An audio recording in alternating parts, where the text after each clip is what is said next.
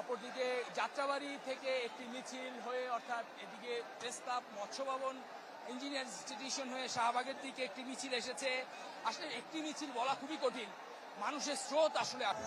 তখন কিন্তু সাধারণ মানুষ তার যে নারী শিশুরা কিন্তু চলে আসছে। নিশ্চয়ই দেখছেন যে কাঁধে শিশু সন্তানদের নিয়েও কিন্তু বিজয় উল্লাস করার জন্য রাস্তায় মানুষ এখন দেখছেন। নিশ্চয়ই দেখছেন যে একটি ছোট্ট শিশু, সর্বোচ্চ 5 বছর বয়স হবে, 90 থেকে শুরু করে 2024 আমি কখনোই দেখিনি।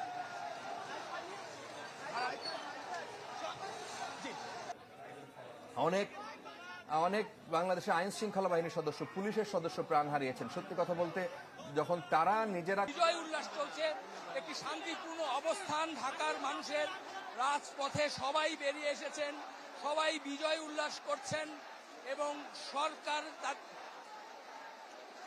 তাদের যে এক দফা দাবি ছিল, ছাত্র কিংবা অভিভাবক সব ধরনের মানুষই কিন্তু গণভবনে ঢুকে পড়েছে। গণভবনে আমরা দেখতে পাচ্ছি যে এখানে এই যে গণভবনের ভিতরের মাঠ রয়েছে বিভিন্ন, সেখানে কিন্তু মানুষজন ঢুকছে। তারা বলছে যেটি যে তারা বিজয় মিছিল করছে, সেটি কিন্তু এভাবে স্বাধীনভাবে ঘুরে বেড়াতে পারবে, হয়তো খুব বেশিক্ষণের জন্য না।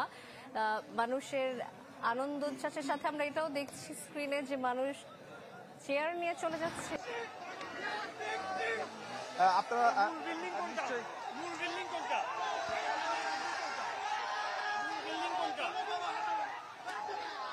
দেখছেন যে জনসাধারণ এখানে উল্লাস করছে।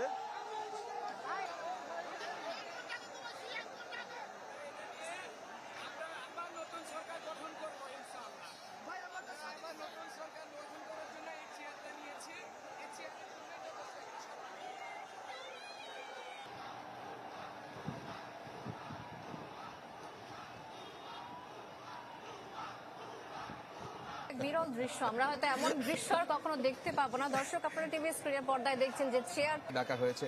আরো কয়েকজনের নাম শোনা যাচ্ছে, তাদের সাথে কথা বলে নিশ্চয়ই একটা জায়গায় তারা পৌঁছে একটা ব্রিফিং আমরা কিছুক্ষণের মধ্যে শুনবো। কি হতে যাচ্ছে, কিভাবে হতে যাচ্ছে, কোনো কিছুই পরিষ্কার না।